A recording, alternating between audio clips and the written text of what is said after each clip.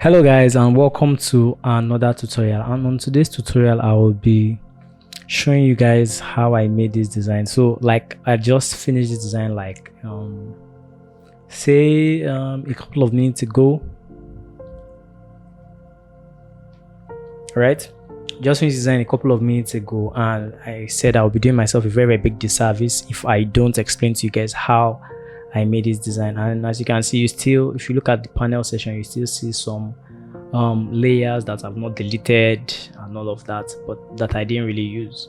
Okay, so before we start, I'll just delete those layers so they don't really confuse us when we get started in the main design itself. So I'll just delete this. Scroll down. I think I have a couple of others to delete. So delete this too. I think I'll delete this and this and this. These are these are just layers that that I didn't get to use, or more like trial and error layers. All right, so okay, let me delete this too. Forgot.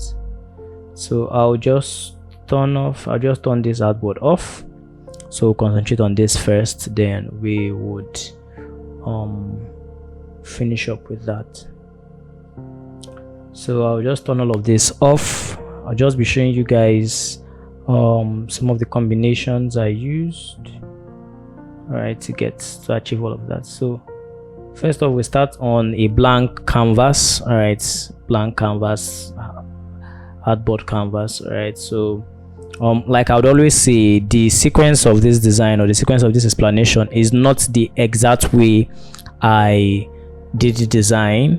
All right, it's just the exact arrangement of the layers, all right, with respect to the design. So it is in no way the sequence I used in coming up with this artwork. All right, so having said that, we just go straight. So I have this paper texture I downloaded off Envato elements. So most of the elements or most of the things I use currently are from Envato, so you need to subscribe to get those elements, or you can open source them online. I really don't know the sites though. You could try Freepik. I think Freepik should give you something good.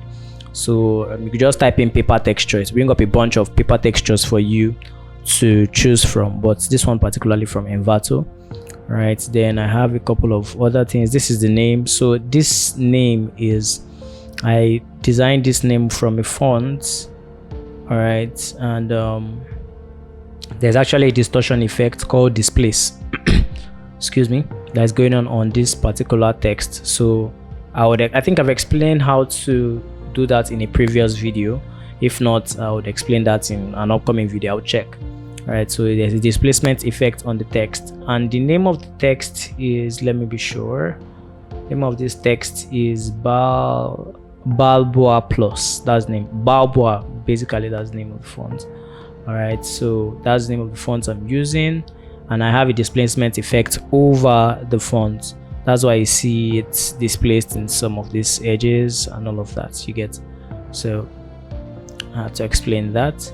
So I have this font here. I skewed it a little bit. All right, I skewed it by an angle. How do you skew? You just do Ctrl T on that particular element, Ctrl T or Command T, then you right click and you see skew. So skew enables you to control the different edges of a particular element, all right, to either pull up or pull sideways, all right, or pull down. Basically that's what it does. All right, so you can practice that out in your free time later. Okay, so the next thing I have is this torn paper. So there is a particular effect on it called linear light. That's the blending mode I'm using. All right, I'm using linear light because it actually gave me what I wanted at that particular part. It actually gives this kind of graffiti paint on the wall kind of feel. All right, so I liked it with linear light, and I didn't just arrive at this linear light. I tried a couple of things to see what it would look like before I did that. All right, so it's not like I just tried linear light at first and it worked. You know, it doesn't work that way. All right, doesn't work that way. So the next thing I have, I think, is still a replica of this Dennis. All right, so now it's bigger and it has a particular color, so you can see the displacement effect better on this one that is larger and bigger and bolder. All right, so I think I duplicated the name again, Dennis. All right, so I did the picture. So there's this effect, there's this crop effect I did on this particular picture. It's a whole different tutorial I would make on this particular one. All right, because I've moved the files to my hard drive. I don't keep files on my system. All right, so I've moved the file to my, I did this yesterday, and I would do a breakdown of how I made it look like this sometime later. Okay, so then I now have a tone paper. So it's this same tone paper down here that I have up here, same tone paper, but the blend mode is different. So now the blend mode is hard light. All right, so you see how blend mode actually affects the way your design looks.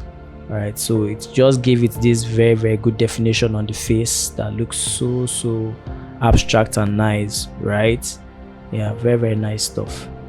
Very nice stuff. All right, when I got it there, I was like, no, this is what I need, even though it was basically still trial and error, like I would always say. So some of your favorites that you see that you like their designs, most of the designs are achieved through trial and error. So don't just be, you know, swayed into when will I get there, god, when. Just keep practicing, keep trying, keep exploring.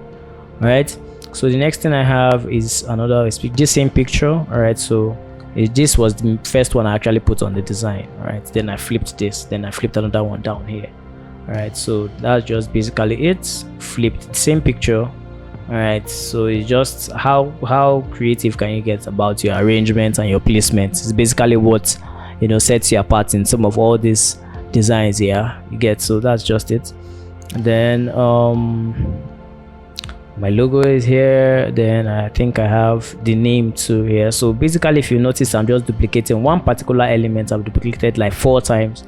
All right, so it's not really about how many elements you put in the game, it's just how you're able to use it to, you know, get your message across and make your designs pop. Do you understand?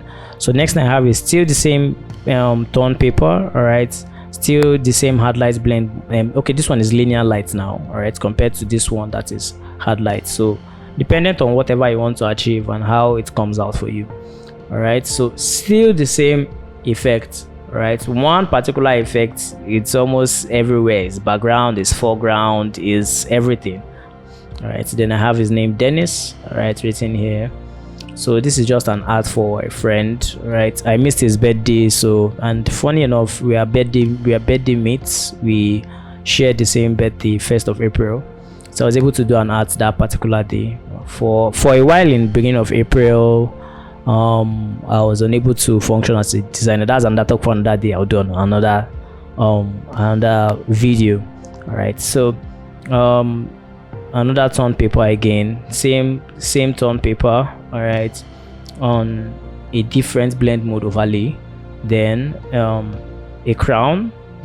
All right, a doodle crown. If you want to get this online, just type in doodle crowns, but I got it also on Envato though. All right, so then texts, I wrote for him, and I think same text again here, but I scaled it to align with this Dennis.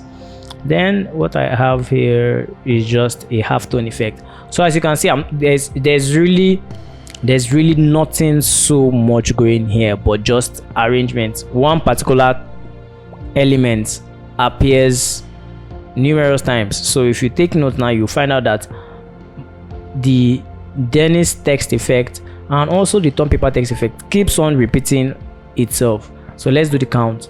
So you have this tone paper. I have tone paper 1, I have tone paper 2, I have tone paper 3, I have tone paper 4 times I'm using that element. Now let's look at the Dennis text.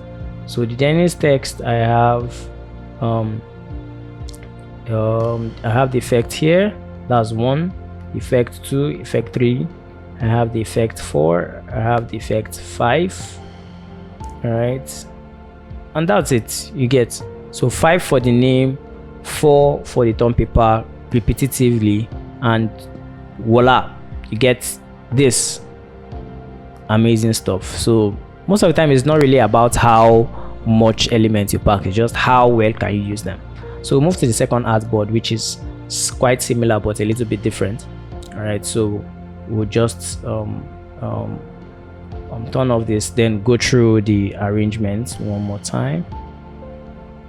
All right, so I have this. Okay, let me turn this off. So I have this as a black background. All right, contrast to what I have on the previous one.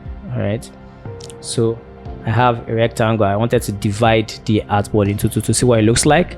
All right, although this rectangle was added towards the later end of the design, quite crazy. So I have paper texture like I have in the other one, the effect, the name. I have, in other words, you might even think the Dennis over here is redundant, but you know, who knows, might be doing something that I'm actually not seeing, that somebody else might actually see there. So I have the name up there again, I have the name down here again, I have the name here again, still same element. Then I have the paper text effect big. All right, that's the tone paper this thing, and the blend mode here is linear light. I have the tone paper again up there, the blend mode is still linear light. I have the layer, that's his face, here. And I have the tone paper effect again on his face. All right, hard light this time. Then I have his face again, the main one. What's this one? Another of his picture. I just decided to just train the mix. All right, after editing it on camera raw, added so much grace to his face. All right, so the next thing I have also is his picture down here again, and I just had to fade the picture out somewhere here so that all three of them blend well. All right, if you notice, it's more like a clockwise movement of his head. All right, then the next thing you have is another layer. I think this is a brush. All right, this is the particular brush I used. Watercolor brush. So you can get a watercolor brush on brusheasy.com. all right, then the next thing I have is my logo, which I just placed randomly. Then a tone paper effect still on his face like we had in the previous artboard. All right, but the blend mode for this one is linear light. And the next thing I have is his name again, that pops up again, that effect. Then Dennis, then the tone paper effect again on the name like we have in the previous one. Then the crown over on this side of his head, and a little text being on top like we had in the previous one. And that's really it. The halftone effect I put over, and the halftone effect is blend mode, the screen fill is at 68% and the opacity at 75. So guys, that's really all about this design. That's really all about it, like really all from A to Z of this design.